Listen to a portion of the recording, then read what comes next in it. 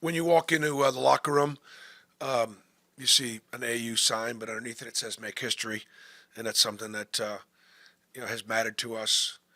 Um, and even though we're talking about making history, the history we're talking about is moving forward. But this is the first 1-2 matchup in the SEC that's ever happened. And I just don't think if you were trying to predict whether it would be who would be in that matchup, Kentucky certainly would be a school that would be. It'd be Kentucky and who else? Could it be Tennessee? Could it be Florida? Could it be Arkansas back in the day with Nolan Richardson? No. Could it be a Dale Brown LSU team? Who could it be? I don't think many people would have picked Auburn, Alabama to be that team, those teams in the first. And yet, since 17, 8, and 18, uh, Alabama and Auburn have won 8 championships. And so the championships of the SEC, I guess, over the last 8 years kind of run through the state of Alabama. What I remember about my last 1-2 game in Memphis in 2008 was that both what John Calipari was trying to do at Memphis and I was doing at Tennessee, trying to make our basketball programs relevant on a national stage. Um, just knowing that night with College Game Day present at the FedEx Forum, it was 1 versus 2 in Memphis, Tennessee, with 2 teams from Tennessee. And it's very similar now. And the thing I was proud about then was that it wasn't at Chapel Hill or Durham or Fog Allen or Poly Pavilion or up at Michigan State, or it was in the state of Tennessee. Same thing here. This game's in the state of Alabama, and obviously that's very, very significant. Uh, Alabama had a great postseason run last year, um, and but this year's team is much better than last year's Final Four team, and everybody that has played them understands that. They are, just a great offensive team. They've scored 100 points a gazillion, bajillion times. They're seventh in the nation in points at the foul line. It's freeze layups and threes, and it's a great system, and that makes they're just an incredibly dangerous team. Great in transition. They're really deep. They're much bigger than they were a year ago. Um, and there's a reason why they were preseason number one, anywhere between 1 and 4. Um, and they've absolutely lived up to it. So we know that going there, we're going to have our best game of the year, our best effort of the year. Um, we feel better about ourselves having beaten Vanderbilt on the road, a place that they were 12-1 at, and had beat Tennessee and had beat Kentucky. So we hope to have a great preparation and looking forward to being on College Game Day once again. I think then you could also make an argument. We've hosted College Game Day 5 years in a row. Nobody in the country's done that yet, and so to be on it again this year is obviously something that we're looking forward to. Nathan, and then raise your hand. Let me know if you want to ask a question. You mentioned after Vanderbilt, the defense was going to have to carry you guys moving forward. Obviously, like you said, Alabama's prolific on offense. What's your message to the team getting ready for this? And I guess how do you go about it, knowing that you know Nate Oates and what he likes to do so well? Well, I think coming down the stretch now, look, defense and rebounding wins championships, and we're playing for championships now. After Saturday's game, I think there are only 6 more SEC regular season games left. Is that right? Yeah. Man. So obviously it's to get a 1 game lead and to be in first place. And our defense is going to have to be really, really good. They just don't need any time or space to get those shots off. They shoot them from way, way behind the 3-point line with great efficiency. Their spread ball screen stuff makes it hard to protect the rim and protect that 3-point line. It's when it's running right, it's a beautiful thing. Bruce, you had mentioned a while back transition defense. Obviously, Bama's a team that's going to want to attack as much as possible. How do you feel like your guys have improved recently in that transition, and how much is that going to be under fire with the way Well, Bama plays? part of your transition is defense is not having a body on the floor.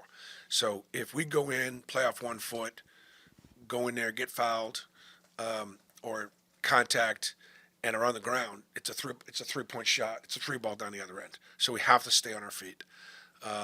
And we talk about being on fire in transition. We have played some teams that do like to play fast. The last couple teams we played, Oklahoma, Florida, Vanderbilt, were all 3 teams that did play faster paced. And this will be one of the fastest paced. Couple factors on that. We send guys to the offensive glass. They know that. They want to punish us for sending guys to the offensive glass. Get out and go. We start 2 centers, and they recognize that they want to make Dylan and Janai have to get up and on the floor and have it be a track meet. And the third thing is they'd rather, like every team, would rather score in transition and offense before a good defense gets set, and we've got a good defense. How do you think your team will deal with Aiden being on the other team? I mean, they know he left, but him and LeBaron are 2 guys who've been around here a bunch of times. What do you think that'll be like? Well, it'll be different in both cases because, we were the first to offer LeBaron when he was younger and, thought he was going to be a great player. We had a great relationship and I think we offered him a scholarship. I think for a while he has accepted a scholarship and then what do you call that when they don't take it? What's that word? It happens a lot. Decommit. No, I'm serious. That was decommitted. So, but left on good terms and happy for him doing really well. And then, Aiden was a very popular player on our team. I mean, he's got great friends on our locker room, and I'm sure that's going to be, different. Playing against somebody that our guys had a great friendship with. I think things have worked out really well for both. Aiden's playing great. His confidence is up, and he's one of the most dangerous players coming off the bench in the SEC. And I'm happy for him. I'm happy that he's playing with such great confidence, and I'm not going to be happy for him when he's drilling him for 35 against us. But and I think things have worked out pretty well for Auburn too. That the guys that we brought in have helped us, and so I look at it as a win-win. Peter, and then Julian, and then Johnny. Specifically with Aiden, when you're playing against a guy who's been in your program before, does that bring any challenges or advantages, just being around somebody who, the guys are familiar with? Well, I mean, I'm sure there's great motivation on both sides, and Aiden has an understanding of how we guard and how we'll try to guard him, and I'm sure there's no question that he's going to want to beat Auburn, and obviously there'll be an edge. But like I said, I'm happy that he's playing well and he's in a great spot. Coach, you kind of opened with the significance, the history, the historicness of this matchup. 1-2 matchup, tickets going for $400 a pop. Game day is going to be there. Can you kind of put into words what it means to be a part of this movement, this growth of this rivalry and basketball in the state of Alabama? I just think it's great for the state, and if you look around the state, there are so many college teams that are in first place in the league that are coming out, South Alabama or not sure whatever, UAB or Troy or Samford or North Alabama. I mean, Jacksonville State. The college programs in our whole state are having great years. I do think there's a trickle down effect because the interest is higher in basketball, led by Auburn and Alabama over the last 7 or 8 years. So it's great to have that kind of visibility, and it's great for our players, and certainly for us. Like if you look at the list of teams that we've played and who we still have yet to play, how many teams have we already played that could be in the Final Four? I mean, you look at whether it be Purdue or Iowa State, Houston, in the non-conference are, all pretty good, all have a real good chance. They're all going to be 1, 2, 3 seeds, and then in our league, Tennessee, Florida, Alabama. We've still got to play Texas A&M. We still got to play Kentucky. I mean, we've got, so it'll be we have played and we'll continue to play a bunch of teams that could be in the Final Four. It's the third year you've coached against Mark Sears now. Just from a game plan standpoint, what makes him so crafty and so difficult to stay in front of? Well, I sure wish he took our scholarship offer instead of Alabama's. He's a great competitor. One of the, really hard worker. Most of the time when he steps on the floor, he's the best player on the floor, and his play is going to be really, really significant. And so I know he embraces the rivalry, and he's just an incredible winner. Coach, there's so much external conversation as you'd expect about this matchup for many reasons. I wonder internally how you guys are approaching it and maybe what you've heard from the guys in terms of what they feel about this big opportunity. Well, I'll let you ask the guys how they feel, right? I mean, I'm sure they're just excited about it because it's the Iron Bowl. Excited about it because it's on College game day. Excited about it because this game is going to have implications for who's going to win the regular season championship and positioning to be a number one seed either in the SEC tournament or the NCAA's tournament. There's a lot at stake. There's a lot riding on it. The preparation won't be any different than any other opponent. And I'm sure that'll be the case for Alabama. This is what we do. This is how we go about it. And it's been pretty successful so far. Davis, then Henry, then Jerry, and then Emat. Coach, we've been looking at this game for a couple weeks now, but you guys still had to go on the road to Vanderbilt earlier this week. And, obviously they've had some good home wins. What did that tell you about your team, and did you learn anything new about your team? Well, I learned that when we are locked in and flying around and engaged defensively, we could be pretty good. When we're setting back on our heels and not playing and defending as physically and as intensely and as alertly, we're vulnerable.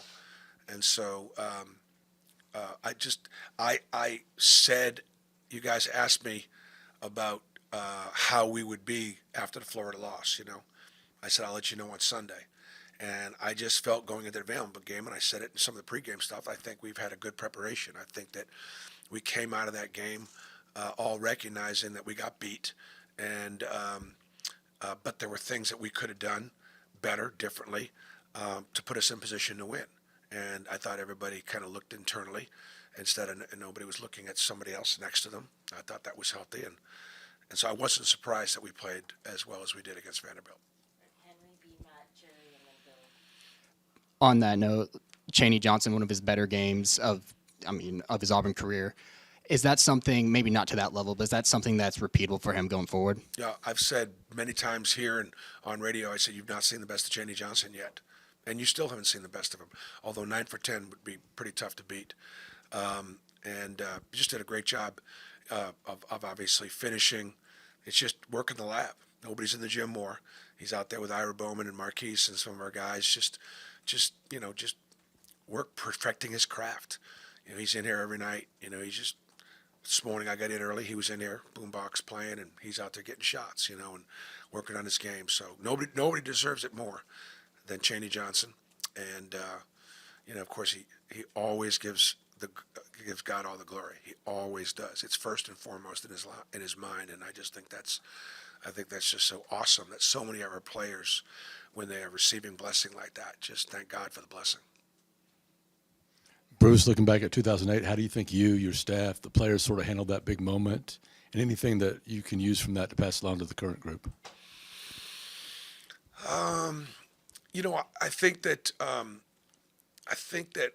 I don't know that everything applies here. I remember telling the team at Tennessee, I didn't know if we were the best team in the country. Kansas was really good. I knew Memphis was really good. But I knew one thing was for certain, that in 40 minutes of basketball, we were going to be the number one team in the country because I felt like we could win that game. And I wanted our guys to know that I felt like we could win that game. Basically, but I don't know that they're the best team in the country. But I do know when we win, we will be ranked number one because we weren't ranked number one, we were number two. And it was something those guys wanted to achieve. Our number one ranking at Tennessee lasted about 48 hours. Well, it may have lasted 1 week, but we beat Memphis. It was a late game. We got back to Carver Hawkeye. Thompson Bowling. Carver Hawkeye was Iowa. Thompson Bowling at 3 o'clock in the morning. The place was packed because it was wasn't quite like rolling tumors, but there was a lot of people there. I don't remember getting home till 4 or 5 o'clock in the morning, whatever that was. We had practice the next day to get ready for Vanderbilt. We left Monday for Vanderbilt and got our ass beat on Tuesday, so it just didn't last very long. Coach, undefeated in conference road games. How do you keep the guys so composed in enemy territory? I think part of things, we got older guys, and so we've been good on the road because we've got some experience. I think in the non-conference, taking them to Houston, taking them to Duke, provided us with great challenges where we had to maintain our composure. And then, we don't have any road games in the SEC. They're all neutral site games for us because the Auburn family travels. And so we're going to have people up in Tuscaloosa. If we give them something to cheer about, I know we're going to hear from them. Bruce, I think a lot of people have this misconception that Bama's just spreading the floor, taking a ton of threes, but they rebound the ball well on the offensive glass. They're very efficient from two. What do you see from them on the inside? I know you said they were bigger, and just kind of how they've improved on the interior this year. They've got an incredibly deep roster. They have 13 guys, and they've had a couple of injuries, but they're able to withstand those injuries because they're very talented. They're very deep. They're very big, and they run great stuff. I mean, the combination, Ryan Pannone is one of their assistant coaches that I know fairly well. The other guys do a really good job, but Ryan has got a great offensive mind, kind of like my Burgo, and Coach Ose, and the stuff they run is fits their personnel, and it's just hard to guard, and they do a great job running to the boards. They beat us at Alabama last year because we couldn't keep them off the boards late in that game. And they force you to do some switching, and when you do some switching, your guards are going to get some bad matchups. It's not just about preventing them from scoring inside; it's about keeping them off the board. So that's sort of how we beat Ole Miss a little bit. Ole Miss had to switch us a little bit, created some mismatches down there at the board on the boards, and that's one of the ways Alabama beat us at Alabama last year. PP, I was going to ask you about the amount of experienced guys you have on this team. What's the benefit of that going into what is going to be a crazy hostile environment, a big game, a lot of historical significance, all that? I think our guys have handled the moment, and I don't think that'll be an issue. We've lost 2 games so far this year to Final Four teams, and Alabama's certainly a Final Four team. So we haven't lost to anybody that's not a great team. Our guys understand that. They respect Alabama. They're not afraid of them. We've gone there the last 2 years and been in last possession games, and there's some things we got to do to be able to finish. I'd give anything right now if you told me that we're going to go up there and be in a last possession game. That's not going to be easy. It's going to be harder than it's ever been to be in a last possession game because they're that good.